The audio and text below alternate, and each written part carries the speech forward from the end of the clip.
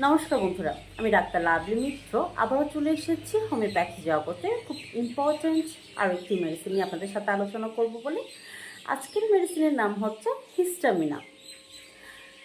হিস্টামিনা আমরা কিভাবে প্রয়োগ করব, কোন কোন অর্গানের উপর প্রয়োগ করব, কোন কোন সিমটমের উপর ডিপেন্ড করে আমরা হিস্টামিন প্রয়োগ করব এবং কতটুকু পাওয়ার আমরা হিস্টামিন প্রয়োগ করব সে সম্পর্কে আজকে ডিটেলস আপনাদের সাথে আলোচনা করব।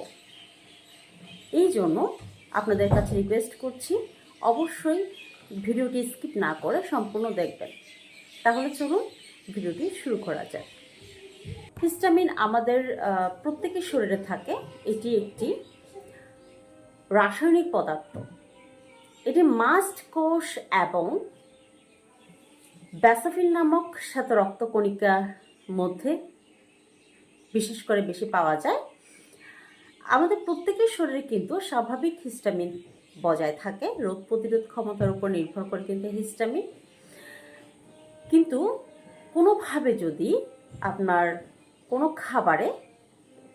খাবার খাওয়ার ফলে আপনার শরীরে অ্যালার্জির প্রতিক্রিয়া দেখা দেয়, সেক্ষেত্রে আপনার ভেবে নিতে হবে যে আপনার শরীরে হিস্টামিনা নিঃসরণ হচ্ছে অতিরিক্ত পরিমাণে, যার ফলে আপনাকে অ্যান্টিহিস্টামিন নিতে হতে পারে।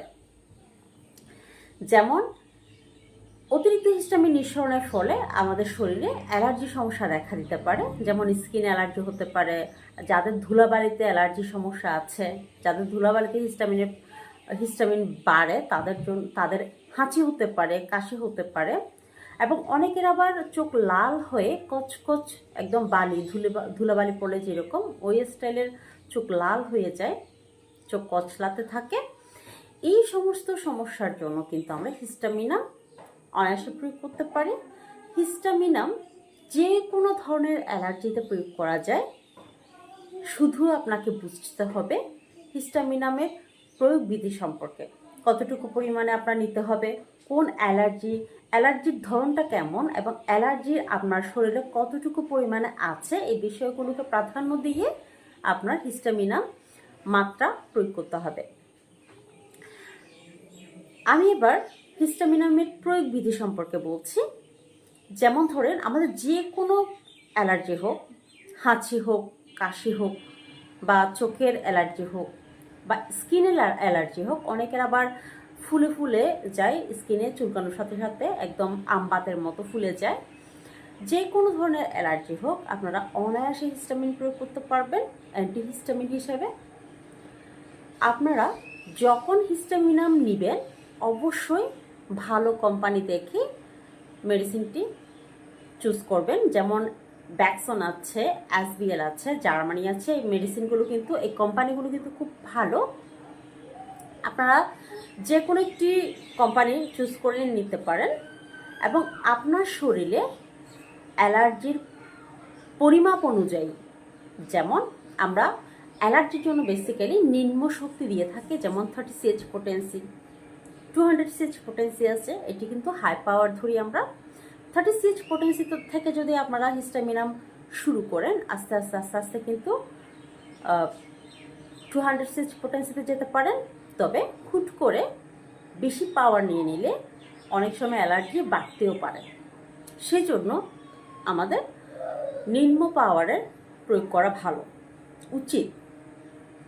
তাহলে হিস্টামিনাম আমরা 30 CH পোটেন্সি থেকে শুরু করব।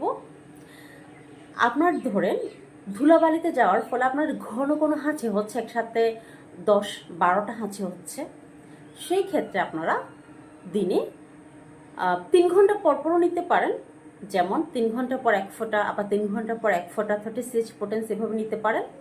1 ফোঁটা থেকে বেশি নেওয়ার কোনো প্রয়োজন নেই। এবং এটি একদম ঘন ঘন যখন নেবেন 3 ঘন্টা পর পর, অবশ্যই আপনারা 24 ঘন্টার পরে 3 ঘন্টা পর পর আর নেবেন না। একদিন নেওয়ার পরে আপনারা দিনে 3 বার এটি নেবেন।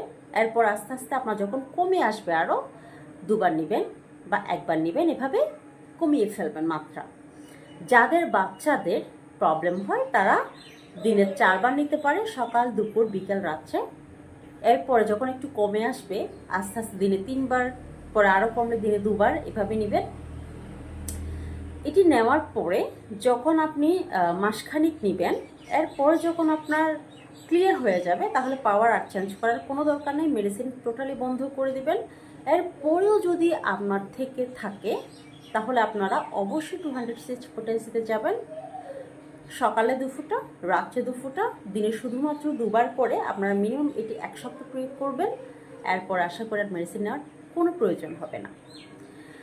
বেসিক্যালি একুইট কেসের ক্ষেত্রে আমরা 30 পটেন্সি একটু ঘন ঘন প্রয়োগ করে খুব দ্রুত রেজাল্ট পাই।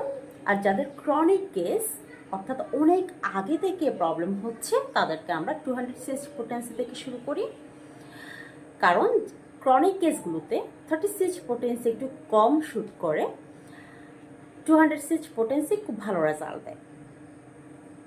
সেই ক্ষেত্রে ক্রনিক কেসের ক্ষেত্রে আপনারা মিনিমাম 15 দিন একটানা মেডিসিন নিতে পারেন, কোনো অসুবিধা নেই। আস্তে আস্তে আপনার হিস্টামিনামকে স্বাভাবিক অবস্থানে নিয়ে যাবে। তো বন্ধুরা, ভিডিওটি যদি আপনাদের ভালো লাগে তাহলে অবশ্যই লাইক এবং কমেন্ট করবেন, শেয়ার করে দিন আপনাদের নিকটস্থ বন্ধুবান্ধবদের। আজকের মতো আমি এখানে বিদায় নিচ্ছি। এ ধরনের নিত্য নতুন ভিডিও পেতে অবশ্যই চ্যানেলটিকে সাবস্ক্রাইব করবেন এবং পাশে থাকা বেল আইকনটি চাপবেন। নমস্কার।